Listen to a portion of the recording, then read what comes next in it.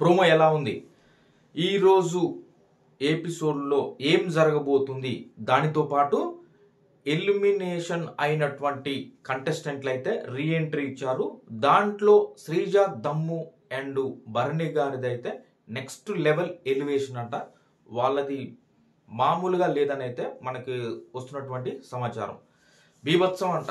Bharani garu sir మారిపోయాడు అంటారు కదా, ఆ రకంగా కంప్లీట్గా ఇంతకు ముందు చూసిన భరణి గారు వేరు, ఇప్పుడు చూడబోయే భరణి గారు వేరు అనే విధంగా అయితే వచ్చినటువంటి టైంలో అయితే ఉందంట. ముందు ముందు మరి మళ్ళీ కరిగిపోయి మంచులాగా ఎలా ఉంటాడు అనేది చూడాలి. ఇటు చూస్తే శ్రీజ, దమ్ము కూడా గౌతమ్ 2.0 ఎలా ఉందో ఆ రేంజ్ కంటే మించి ఉందంట. శ్రీజ, దమ్ము 2.0 లోడింగ్ అని అయితే తను వస్తూ రారనుకున్నారా రాలేరనుకున్నారా అంటూ శ్రీజ, దమ్ము ఒక డైలాగ్ కూడా చెప్తుందంట.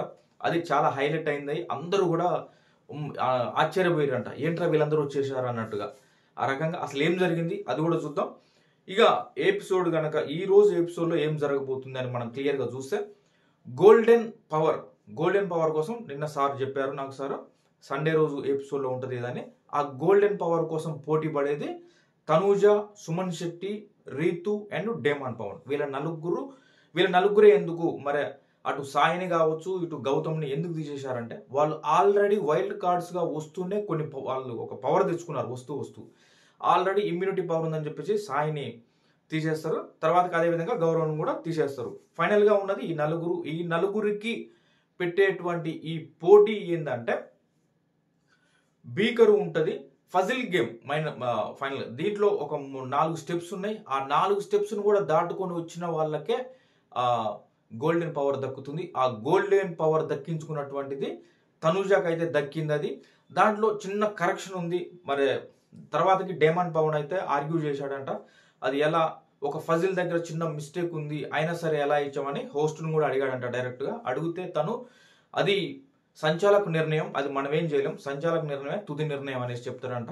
దాని తర్వాతకి మాధురి గారికి కూడా క్లాస్ పడుతుందంట, అలా ఎలా చేసాం అనేసి. ఆ విధంగా మాధురి గారిని క్లియర్గా చెప్పారు. నేను తనుజ గారు ఏం చెప్పారు, మాధురి గారిని నాతో ఉండొద్దమ్మా, రావడమే నువ్వు కూడా అన్నావు, నాన్న అంటాను, నాకు నీ బాండ్ వద్దు, వద్దు, నాతోటి బాండింగ్ వద్దు నీకు అని క్లియర్గా చెప్పింది. నిన్న మనం ఎపిసోడ్లో కూడా చూసినాం. సేమ్ అదే పాయింట్ ఆఫ్ వ్యూలో ఇవాళ తనుజకు వచ్చినటువంటి పవర్ని యూజ్ చేసి అయితే డైరెక్ట్ నామినేషన్స్లో మాధురి గారిని పెట్టారు. మాధురి గారి గుయ్యమనేలాగా అయితే ఇవాళ పంచెస్ ఇంకా ఎక్కువ ఉంటాయంట తనుజ టు మాధురి.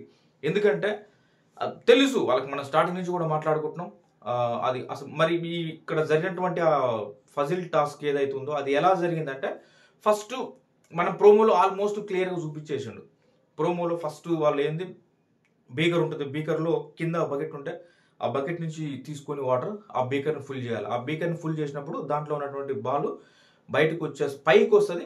పైకి వచ్చిన తర్వాత ఒక ఫోర్స్గా ఆ బాల్ పక్కన పోస్తే ఆ బాల్ కింద పడుతుంది. కింద పడ్డ తర్వాత ఆ బాల్ తీసుకొని వెల్క్రో బెల్ట్ ఉంటుంది ఒక టేబుల్ మీద, ఆ టేబుల్ మీద ఈ బాల్ని విసిరేస్తే ఆ బెల్ట్ పట్టుకోవాలి. దాని మీద పడితే ఆటోమేటిక్గా పట్టుకుంటుంది. కాబట్టి అలా సెకండ్ స్టెప్ అది పట్టుకున్న తర్వాత వెళ్ళి అక్కడ కీస్ ఉంటాయి, కొన్ని కీస్ ఉంటాయి, ఆ కీస్ తీసుకొని వెళ్ళి బాక్స్ ఉంటుంది, ఆ బాక్స్ను ఓపెన్ చేయాలి. సరైన కీ తీసుకెళ్ళి ఆ బాక్స్ను ఓపెన్ చేయాలి. ఆ బాక్స్ ఓపెన్ చేసిన తర్వాత దాంట్లో కొన్ని కార్డ్స్ ఉంటాయి. ఆ కార్డ్స్ని తీసుకెళ్ళి Bigg Boss and Bigg Boss అనేది ఉంటుంది కదా, అది కరెక్ట్గా ఎవరెవరికి ఇచ్చినటువంటి ఆ ఫజిల్లో ఎలా అయితే ఉన్నదో ఆల్మోస్ట్ అందరికి అదే ఫజిల్ ఉంటుంది.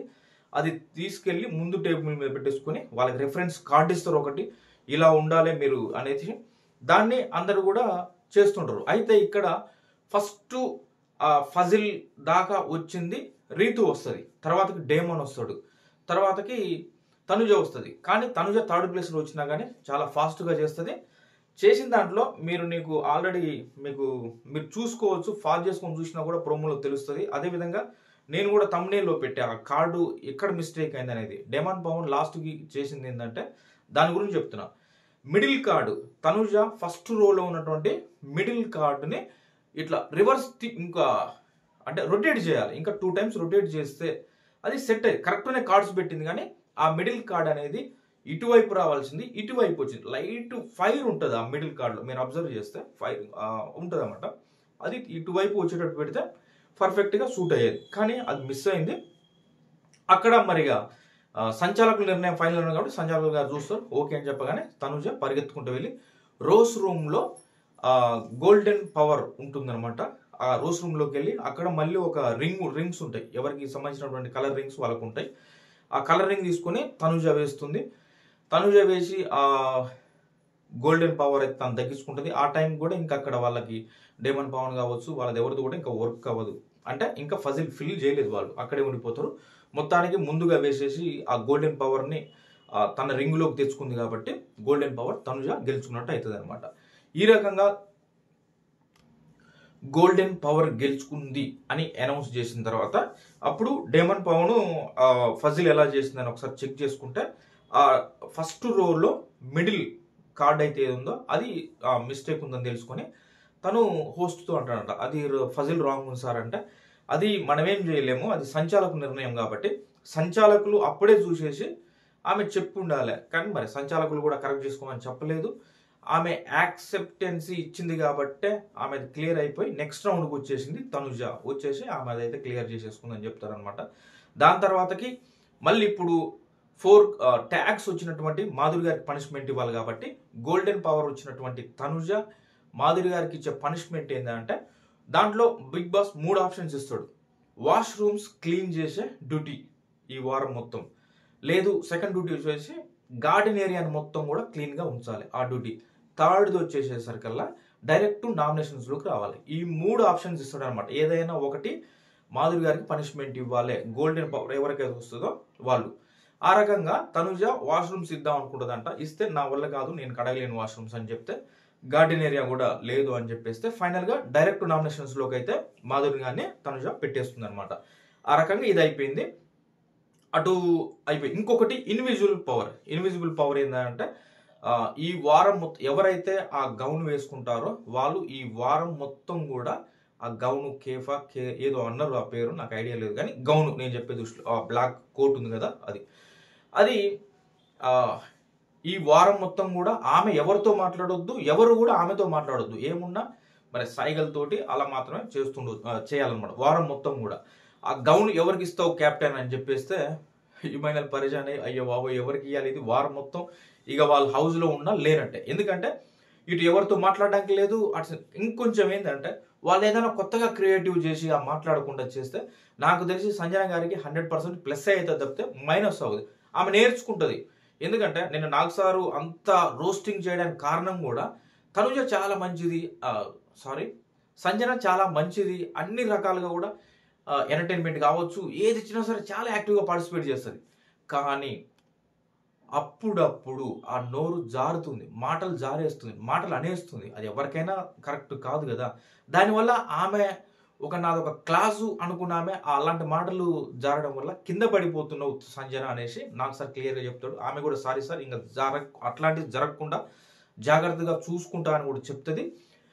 మొత్తానికి ఆమె అది కరెక్ట్గా యూజ్ చేసుకుని ఈ వీక్ కూడా మాట్లాడకుండా ఎవరు డిస్టర్బ్ చేయదు, మాట్లాడడం కావాలని అట్లా ఇరిటేట్ చేయకుండా ఉండి జాగ్రత్తగా ఉండి మాట్లాడకపోయినా నేను ఎంటర్టైన్ చేయగలను, టాస్క్లు ఇచ్చినా కూడా ఆడగలను కనుక ప్రూవ్ చేసుకున్నట్టయితే ఈ వీక్ సంజనకి చాలా ప్లస్ అవుతుంది.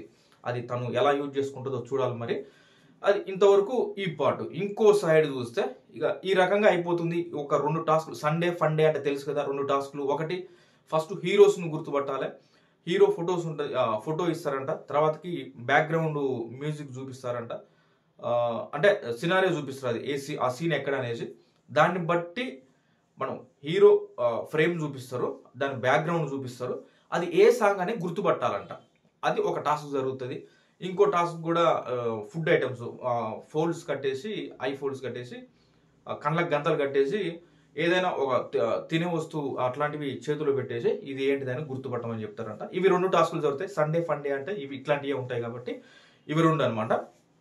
ఇక మెయిన్గా రీఎంట్రీ దగ్గరికి వచ్చేసరికి మనం మనీష్ మర్యాద బాగానే కొంచెం వచ్చి అందరికి హాయ్ హాయ్ అని చెప్పుకున్నట్ట సోసు అన్నట్టు సాగింది. ప్రియా కూడా అందరికి హాయ్ హాయ్ అన్నట్టు చెప్పిందంట, అది కూడా సోసాగా సాగింది.